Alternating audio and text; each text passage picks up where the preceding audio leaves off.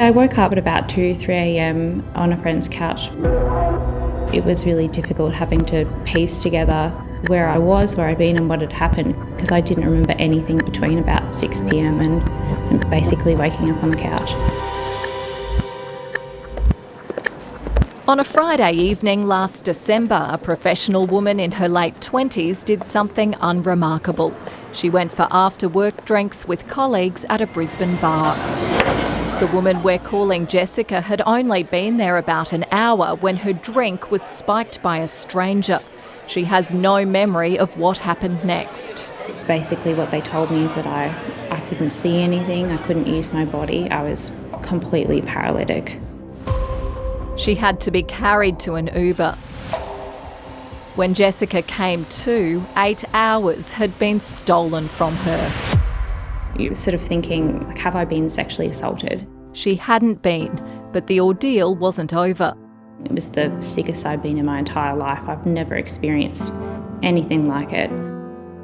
Despite feeling violently ill, she was determined to report the spiking. Her mother took her to a police station, but she says she was fobbed off and made to feel like going to hospital for testing would be a drain on resources. The first question was, oh, well, are you sure it's been a spike? Like, how much did you really have to drink? Not wanting to give up, she went to a GP. The response there was also poor. I'll never forget it. He asked me what spiking was. He didn't know what spiking meant, and I had to explain to him that I think someone's put something in my drink. The clock kept ticking, and by the time she made it to a pathology centre, almost 20 hours had elapsed and nothing was detected in her system. Part of the challenge is that there is this window for testing. Sedative-type drugs like benzodiazepines, ketamine and GHB can be used to spike drinks.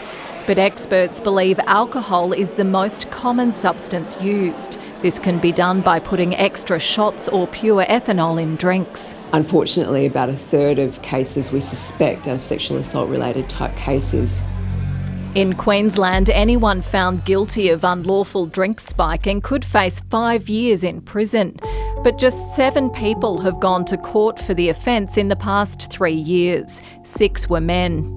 The police need to gather enough evidence to be able to actually determine what was spiked, what it was spiked with, who did it, and to be able to prove that in a court of law. They're doing it because they know they can get away with it. If that changes and there is accountability around that, there may not be the incentive to continue. Queensland Police say the service takes all reports of spiking seriously and investigates on a case-by-case basis. It doesn't record individual instances of spiking. When other crimes such as rape, sexual assault or robbery are enabled by spiking, it could be recorded under those offences. It's certainly a concern from a health and policy perspective that police aren't recording that information, because it could be that you could be seeing hotspots or certain areas where this is occurring. Queensland Health is also unable to provide drink spiking numbers. Jessica wants better advice on what people should do if they've been spiked and more effort from police to investigate. It feels like a violation. She'll never be able to reclaim that missing time.